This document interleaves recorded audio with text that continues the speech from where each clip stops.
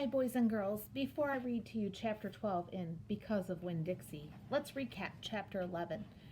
In chapter 11, um, Opal was at home with Winn Dixie and the preacher, and there was a bad storm.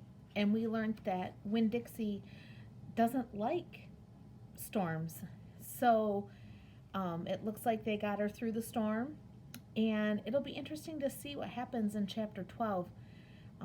Maybe Opal will start her new job. Let's read and find out.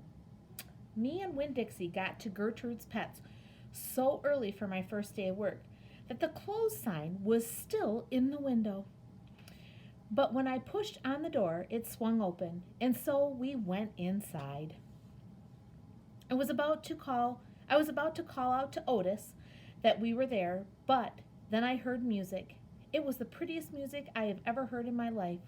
I looked around to see where it was coming from, and that's when I noticed that all the animals were out of their cages. There were rabbits and hamsters and gerbils and mice and birds and lizards and snakes, and they all just sitting there on the floor like they had turned to stone, and Otis was standing in the middle of them. He was playing a guitar, and he had one skinny pointy toed, and he had on skinny pointy toed cowboy boots, and he was tapping them while he was playing the music. His eyes were closed, and he was smiling.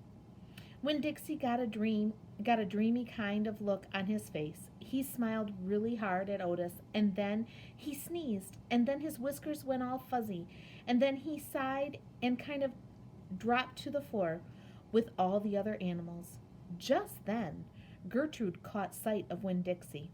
"Dogs!" she croaked, and flew over and landed on his head. Otis looked up at me. He stopped playing his guitar, and the spell was broken. The rabbits started hopping, and the birds started flying, and the lizards started leaping, and the snakes started slithering, and Winn Dixie started barking and chasing everything that was moving, and Otis shouted, "Help me!"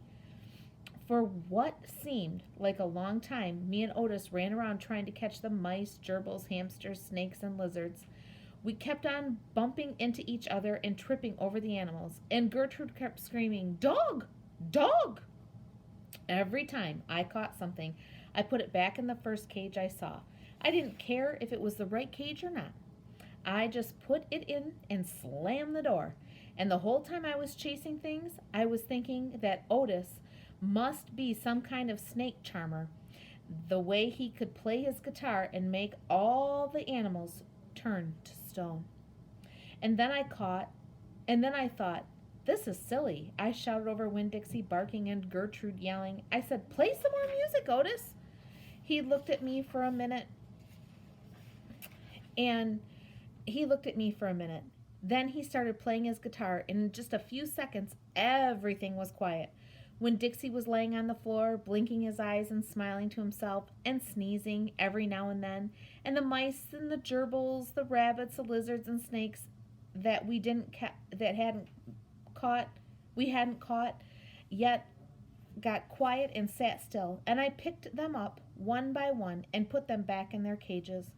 When I was all done, Otis stopped playing. He looked down at his boots. I was just playing them some music. It makes them happy.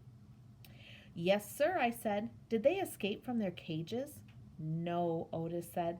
"I take them out. I feel sorry for them being locked up all the time. I know what it's like being locked up." "You do?" I said. "I've been in jail," Otis said. He looked up at me real quick and then looked back down at his boots.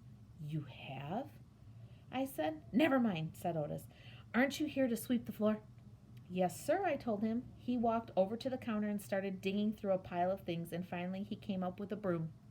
"Here," he said, "you should start sweeping."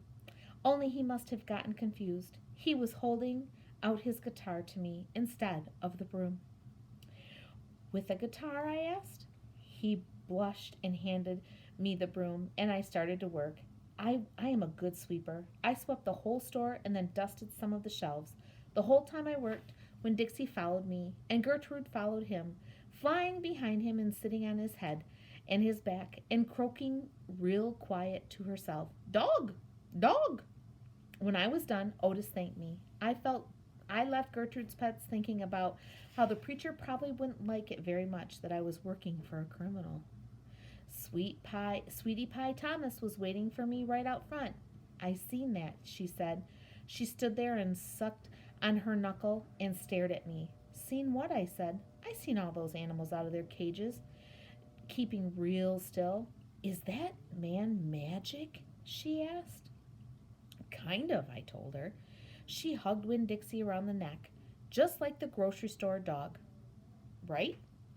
Right, I said. I started walking, and Sweetie Pie took her knuckle out of her mouth and put her hand in mine.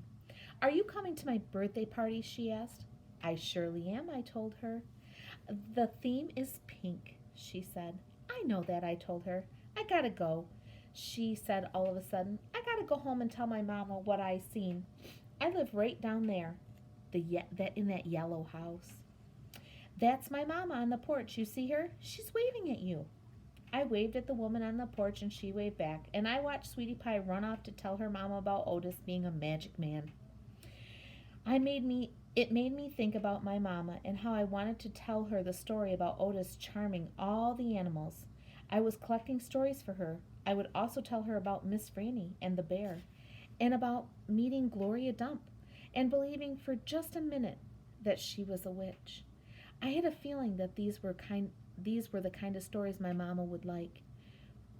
The kind that would make her laugh out loud, the way the preacher said she liked to laugh. Boys and girls, until tomorrow, let's hope that this works and I don't have any more technical difficulty. Keep smiling and reading. Bye-bye.